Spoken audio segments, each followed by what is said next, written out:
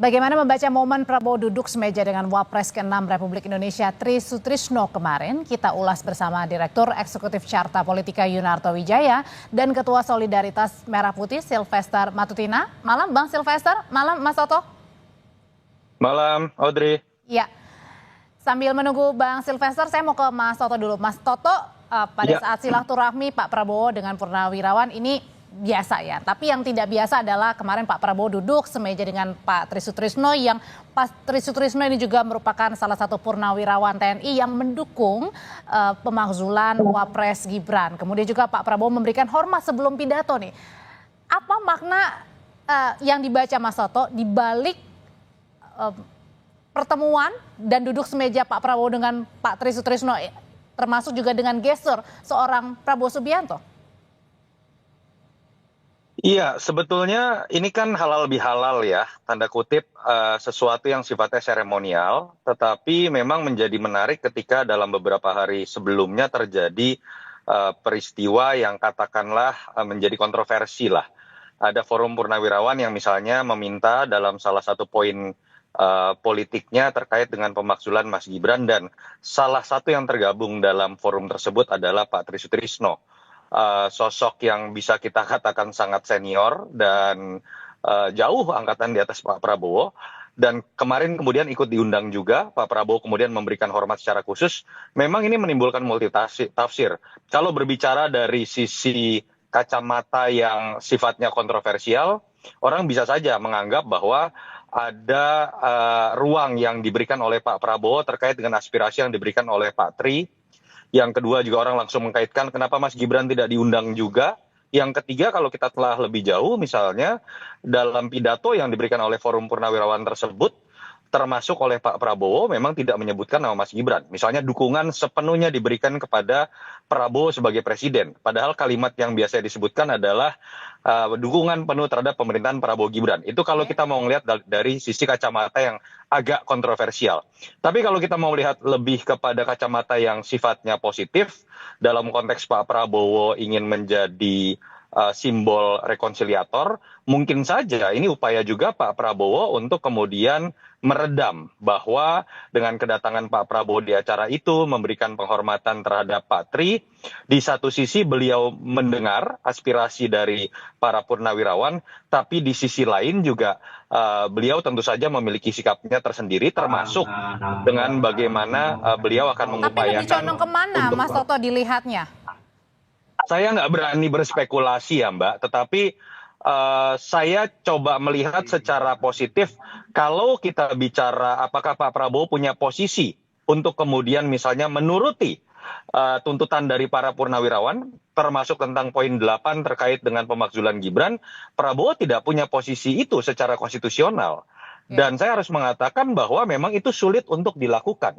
Saya punya kegelisahan yang sama terhadap purnawirawan sama dengan purnawirawan tersebut terkait dengan misalnya keputusan kontroversial MK terkait dengan misalnya pasal 169 huruf Q terkait dengan yang bisa kemudian memajukan Mas Gibran. Tapi itu saya simpan dalam konteks sebatas ketika sebelum masa kampanye. Ketika KPU sudah memutuskan itu sah dan sudah dipilih oleh masyarakat, menurut saya sulit untuk kemudian landasan mengenai kontroversi pencalonan Gibran itu dijadikan alasan untuk pemakzulan. Beda cerita kalau kemudian para purnawirawan ini bisa memberikan sebuah data-data terkait dengan landasan dari pemakzulan yang lebih konstitusional, yang terkait dengan kalau kita bicara pasal 7A, kalau nggak korupsi, penyuapan, tindakan tercela misalnya. Tapi kan kalau kita lihat, kalau didasarkan pada alasan yang kemarin, sesubjektif apapun dan setidak setuju apapun saya tentang pencalonan Mas Gibran, menurut saya permintaan pemakzulan kemarin itu tidak tepat dilakukan dalam masa sekarang tanpa disertai alasan yang kuat. Ya, Bang Sylvester sudah gabung bersama kami, Bang? Sudah. Bang, kalau ini kan tafsirannya berbeda-beda begitu ya, dengan kemarin Pak Prabowo hadir di forum purnawirawan, di satu sisi ada juga isu soal pemakzulan Wapres Gibran. Nah, pertanyaannya kalau misalnya apakah momen kemarin ini sebenarnya untuk meredam bergulirnya isu pemakzulan Wapres Gibran, atau sebaiknya sebenarnya kemarin ini harus juga mengundang Mas Gibran bersama-sama dengan Pak Prabowo? Oh ya, kemarin kan itu forum silaturahmi ya antara Pak Prabowo dengan semua masyarakat termasuk para purnawirawan. Jadi intinya Mas Gibran itu kebetulan lagi di NTT gitu. Jadi kebetulan Mas Gibran lagi di NTT, memang ada agenda di Kupang sama di Maumere ya yang sudah tersusun dan sudah dipersiapkan. Jadi memang saya tuh sepakat bahwa usulan pemaksulan ini apa ya, sangat tidak punya poin sama sekali ya, tidak punya value buat bangsa kita, hanya mengadu domba. Jadi tidak dibangun oleh fakta-fakta hukum konstitusi kita yang yang ada gitu loh. Jadi baik Pak Prabowo dan Mas Gibran dari mulai pendaftaran Pilpres, kampanye hingga akhirnya dilantik jadi presiden dan wapres hingga sekarang 6 bulan di pemerintahan itu tidak menyalahi aturan konstitusi kita. Jadi kembali lagi, ini usulan-usulan ini menurut saya hanya intinya buat mengadu domba dan juga membuat kegaduhan di bangsa kita. Jadi kalau saya lihat bahkan ini sebenarnya kita harus waspada karena usulan pemaksulan Mas Gibran otomatis juga akan Pak Prabowo juga kena gitu loh. Jadi ini kita harus waspada, adu domba ini jangan sampai bahkan nantinya adalah pemaksulan Pak Prabowo itu sendiri gitu loh. Tapi masalahnya yang kemarin juga dipertanyakan oleh publik adalah kenapa Pak Prabowo ini duduk bersebelahan begitu dengan Pak Tri, yang ini juga salah satunya mendukung atau menandatangani juga dengan petisi untuk Purnawirawan TNI yang salah satunya adalah menyerukan soal pencopotan atau pemakzulan Mas Gibran. Ya, kita sih memberi apresiasi ya.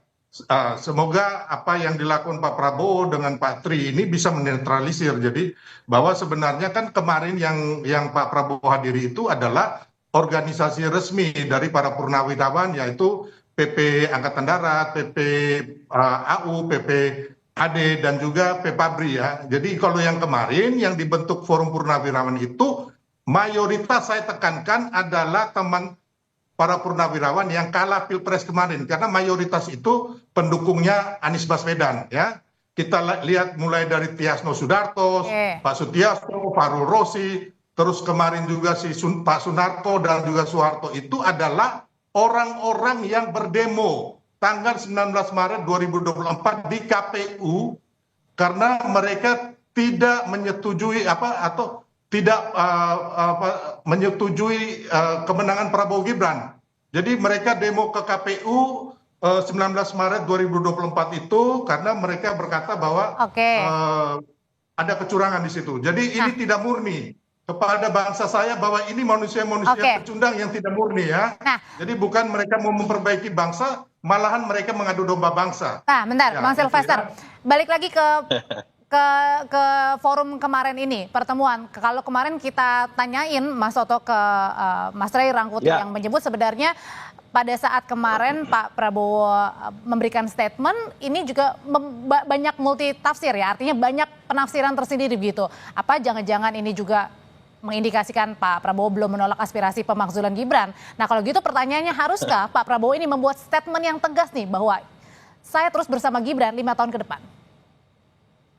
Oh ya, pastinya. Ke Mas Toto dulu, Bang Sylvester. Oh sorry, maaf. Ya silakan. Iya, menurut saya begini, Pak Prabowo tidak punya posisi apapun secara konstitusional untuk kemudian misalnya meneruskan, andai kata pun setuju terkait dengan usulan mengenai pemakzulan Mas Gibran. Kalau saya sih coba menangkap secara komunikasi yang dilakukan oleh Pak Prabowo kemarin memang sebuah bahasa komunikasi yang berhati-hati. Di satu sisi di hadapan purnawirawan yang katakanlah resmi, istilahnya Bang Sylvester tadi, itu menunjukkan sikap bahwa Pak Prabowo akan lebih mendengarkan forum yang sifatnya resmi. Tapi di sisi lain dengan diundangnya Pak Tri Sutrisno, artinya Pak Prabowo juga ingin mengatakan bahwa saya tetap menghormati pandangan-pandangan dan masukan dari para senior, termasuk apa yang dikemukakan oleh Pak Tri Sutrisno lewat forumnya tersendiri. Jadi saya sih masih melihat ini upaya menetralisir. Nah, saya ingin mengomentari apa yang disebutkan oleh Bang Sylvester tadi ya. Menurut saya nggak tepat lah, janganlah kemudian usulan-usulan seperti ini itu dilihatnya dengan logika argumentum ad hominem. Bahwa siapa yang berbicara lalu punya kepentingan nggak usah didengerin, nggak bisa. Semua orang mau kalah pemilu, mau menang pemilu, punya hak yang sama untuk memberikan usulan. Yang perlu dilihat adalah argumentasinya apakah konstitusional atau tidak. Jadi jangan kemudian menggunakan logika Bung Silvester. Kalau logika Bung Silvester dipakai, semua pendukungnya Ganjar sama Anies nggak boleh ngasih usulan apapun. Itu menurut saya juga logika yang salah. Tetapi saya ingin mengatakan bahwa alasan yang dikemukakan oleh forum yang mengusulkan poin ke-8 Gibran dimakzulkan itu nggak tepat kalau menggunakan argumentasi masa lalu yang sudah jelas walaupun kontroversial ya sudah kita Kalau harus gitu terima haruskah Pak Prabowo juga kenyataannya. membuat statement yang tegas, Mas Toto, atau lebih sering ini berdua tampil bersama Mas Gibran? Nggak perlu lah menurut saya kemudian jadi drama-drama harus sering tampil bersama-sama. Poin yang Pak Prabowo jalankan saja fungsinya, Mas Gibran jalankan saja fungsinya, sehingga keduanya itu tidak kemudian melanggar apa yang disebutkan di pasal 7A UUD 45, sehingga kemudian bisa jauh dari yang namanya pemakzulan. Saya juga tidak sepakat kalau pemakzulan didasarkan pada sebuah tekanan politik siapapun itu, mau militer ataupun sipil. Tapi ada poin penting, Audrey, yang ingin saya ingatkan. Kenapa sih keributan ini terjadi? Bukan hanya ini loh, ini kan rentetan dari isu matahari kembar, isu mengenai cawe-cawe, isu bagaimana positioning dari Pak Jokowi. Ini kan bermula bahwa betul Mas Gibran sah secara konstitusional, secara prosedural, tapi ini kan bermula dari kontroversi yang sampai sekarang saya ingin mengatakan walaupun sah tapi secara substansi demokrasi majunya Gibran itu bermasalah dalam konteks etika demokrasi, sehingga kemudian ketika keberlanjutan diartikan sebagai harus menitipkan anaknya mantan presiden, yang terjadi adalah situasi sekarang. Ada ketakutan dari pendukung Prabowo atau masyarakat, diatur-atur nggak nih sama presiden sebelum? Ada nggak cawe-cawe dari presiden sebelum? Artinya Mas masih ada Gibran lebih loyal kegelisahan kepada mungkin di bapaknya atau sini. Prabowo? Betul, jadi dari sini kita belajar sejarah. Kita terima fakta bahwa Pak Prabowo dengan Mas Gibran dipilih, tapi jangan ulangi hal-hal yang melanggar etika, yang menimbulkan polemik tidak berkesudahan. Kasihan siapapun yang terpilih akhirnya menghabiskan energi seperti ini. Kalau gitu menurut Bang Silvester sendiri apa hal yang bisa membuat isu ini diredam? Karena kan masih banyak isu-isu lain termasuk isu ekonomi yang perlu kita aspirasikan juga untuk dicari nih akar untuk penyelesaiannya seperti apa? Ya, jadi intinya sih memang kita menghargai semua kritik, semua pendapat. Siapa sih yang nggak menghargai? Kita negara demokrasi, siapapun boleh berbicara. Tapi kan intinya bahwa jangan sampai kritikan ini hanya buat mengadu domba. Itu loh, intinya itu. Ya, jangan sampai membuat kegaduhan. Kan kita sekarang udah gaduh nih. Gara-gara para pensiunan jenderal ini yang menurut saya ya kan memberikan poin-poin itu dibangun tidak berdasarkan fakta-fakta hukum gitu loh. Konstitusi kita yang baik itu bagaimana ya kan? Yang harusnya kan harusnya kita sama-sama para pensiunan ini, ayo umpamanya undang-undang perampasan aset, ayo sama-sama kita kejar agar digolkan. Atau sekarang Pak Prabowo dan Mas Gibran itu ingin agar kita swasembada pangan gitu loh, swasembada energi, swasembada air. Bagaimana kita melihat Panglima TNI, Kasat, saya pernah ke kantornya Kasat, beliau menunjukkan ini loh Bang, kami punya pompa air. Kalau tadi dibilang ya, Mas Toto bilang mungkin ada kegelisahan, ya, mungkin yang dirasakan. Kegelisahan apa? Udahlah, udah kalah pilpres, ya udah nanti bertarung lagi di 2029. Nah, gampang. Tapi kalau itu menurut saya nggak tepat. Bang Silvester, Anda jangan. Gini. Anda kan orang pendukung Ganjar, saya tahu itu. Anda jangan menggunakan logika argumen. Anda kalau seperti ini siapapun yang kalah Anda anggap tidak punya hak untuk bersuara. Logika Anda rusak, tau nggak Silvester? Nggak bisa loh. Anda ngerti nggak? Logika Anda rusak. Anda uji argumentasi dari Forum Purnawirawan itu. Jangan lihat latar belakangnya. Bukan gitu loh. Poinnya ada nggak sekarang?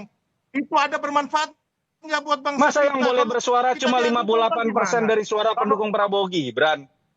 Inilah logika yang membuat kegelisahan. Kalau besok ribut-ribut, Anda mau tanggung jawab gara-gara ini. Bukan tentang itu. Anda jangan menggunakan logika argumentum ad hominem bahwa ada yang punya hak lebih untuk bersuara karena menang pilpres.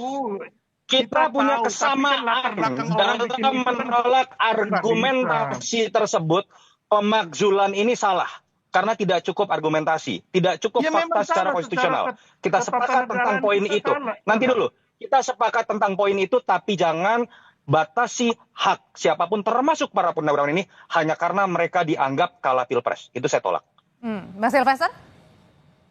Ya, saya hargain itu. Kalau umpama beliau ini kan juga timnya Ganjar, saya tahu pasti dia akan Nah, membangun udah nggak ini. nyambung lagi. Tapi Di sini Udah kita nggak undang nyambung Mas lagi, Toto Audrey. sebagai pengamat, Bang Silvester. Saya Audrey. dengan Anda berbeda ya. Saya melihat sesuatu dalam kerangka untuk membangun bangsa. Ya kan, kalau Anda kan Nggak nyambung, nggak bagian dari nyambung. rezim Ya. itu juga. Tadi Jadi juga wajar sudah disuarakan Anda oleh Mas nggak Toto nyambung. bahwa Bisa, Bang. tidak setuju juga dengan pemaksulan. Tapi mungkin begini, Bang Silvester, yang dimaksudkan adalah pastikan ada argumen tersendiri. Tidak mungkin seorang purnawirawan TNI tidak ada angin, tidak ada hujan, kemudian bersuara seperti ini. Pasti kan ada alasan mungkin di balik itu. Ya, Dan alasannya kan kemarin kan mereka kembali lagi ya. Ya, mereka kemarin juga tanggal 19 Maret 2024 ke KPU itu Pak Soeharto dan Sunarto itu memprotes bahwa Pilpres itu curang. Gitu loh, ada latar belakang. Jadi nggak bisa juga kita abaikan latar belakang mereka. Audrey, saya gitu boleh loh. jawab nggak, Audrey? Ya, Apa yang mereka silakan. lakukan. Kalau Kecuali Silvester ada poin-poin yang menggunakan bermanfaat buat logika bangsa, seperti kita ini, sepakat, kita rapat. Silvester, kamu ingat nggak yang namanya tim Prabowo pun ketika kalah 2014-2019 melakukan protes ke KPU dan Bawaslu. Apakah Pak Prabowo dengan timnya kemudian pada saat itu dianggap tidak punya hak bersuara? Anda nggak nyambung. Kita bicara di sini, kita uji saja apakah argumentasi purnawirawan itu kuat atau tidak secara konstitusional. Jangan Anda bawa menang atau kalah. Itu yang akan menambah kegelisahan. Kita uji, tapi Anda jangan mulai dengan bahasa kalau Anda kalah pilpres, Kalau Anda gitu, tidak boleh Bapak-bapak, bersuara. Itu udah ngawur. Bapak-bapak, singkat saja. Saya mau minta pandangan dari Bang Silvester dan juga Mas Toto. Tapi Bang Silvester dulu, kalau begitu, bagaimana caranya biar isu ini tidak semakin menjadi bola liar dan akhirnya kita kan masih punya isu-isu lain ya, isu ekonomi, isu lain sebagainya. Gimana caranya ini supaya tidak ada lagi nih isu pemakzulan ini? Atau Kalau buat diundang saya gitu, simpel. Mas Toto?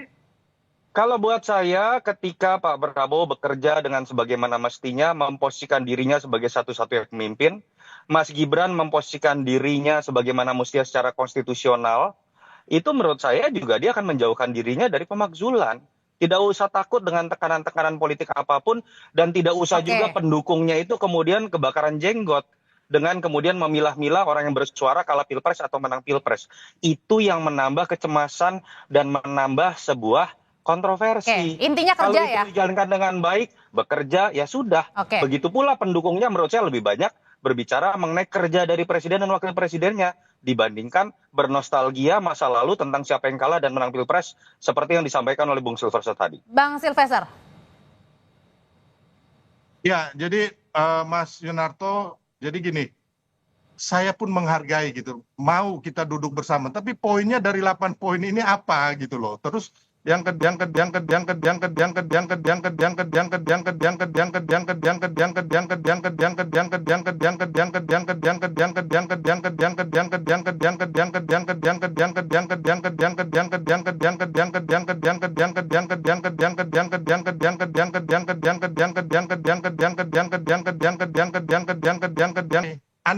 nggak pernah bilang Pak Jokowi. Nah ini hal-hal gini nih, Audrey nih, yang bikin yang tidak ada menjadi ada karena budaya menjilat tadi. Janganlah, gitu. Ada ngomong aja. Pak Prabowo itu mandiri, tidak dicawe-cawe. Nah, kita kembali ke tema hari ini, Bang. Kita balik ke tema hari ini. Jadi intinya gini, kalau saya sebagai anak bangsa merah putih, ayo para purnawirawan, kita duduk. Mana poin-poin ini yang bisa untuk membangun bangsa. Jadi perlu ada ketemu bersama, Bang Silvester. Oh ya, mau. Yang kemarin belum cukup berarti. Terus yang kedua, ayo kita sama-sama ya kan mendukung agar mengusut koruptor dan undang-undang perampasan aset dan uang kartal ini disahkan. Terus yang kedua, ayo kita sama-sama turun ke sawah bersama Panglima TNI, Kasat untuk masalah pengairan, pupuk dengan Pak Prabowo agar kita bisa swasembada pangan, swasembada kedaulatan di bidang pangan, energi dan air. Itu yang kita inginkan. Mari sama-sama kita membangun bangsa. Jangan bikin kegaduhan gitu loh. Perlu duduk bersama nggak sih, Mas Toto tadi dikatakan Bang Silvester? nggak ada masalah, perlu. Mas Toto? Kita Ya bagaimana pilihkan. mau duduk bersama kalau kemudian orang baru berkomentar lalu dikatakan kalah pemilu. Itu menurut saya yang seharusnya kita lepaskan. Uji argumentasinya. Mau dia senior, mau dia militer atau sipil, kalau argumentasinya tidak kuat kita duduk bersama. Tapi jangan duduk bersama dengan sudah menempatkan Anda berbeda dengan saya karena Anda kalah dengan Pilpres. Saya meyakini sekali Pak Prabowo tidak punya pemikiran seperti itu. Karena Pak Prabowo bahkan mendatangi orang yang kalah Pilpres. Pak Prabowo berusaha untuk merangkul. Berbeda dengan para pendukungnya, sebagian pendukungnya, seperti yang juga tadi disampaikan dalam argumentasi Bang Silverster. Kalau kesamaan sikap dengan Pak Prabowo yang dilakukan oleh para pendukungnya, saya meyakini kok kegelisahan itu tidak akan muncul. Isu matahari kembar tidak akan muncul. Isu mengenai cawe-cawe juga tidak akan muncul. Jadi mulailah dari sikap sebagai seorang pendukung seperti yang sudah dicontohkan oleh Prabowo sendiri. Iya, saya paham ya kan. Oke. Yang Abang Singkat, bilang sudah tadi, habis. honeyman, jangan menyerang Iya. pribadi. Tapi kan kita tahu juga kenapa Oke, sampai baik, poin-poin Bang ini, Silvester. 8 poin ini ada karena ada latar belakang juga Oke. Pak Yunarto yang Bang terhormat. Silvester, terima Ya, kasih nggak untuk terlepas, waktunya. gitu loh. Mas Toto, terima kasih juga untuk waktunya. Selamat Ya, malam. terima kasih. Terima kasih.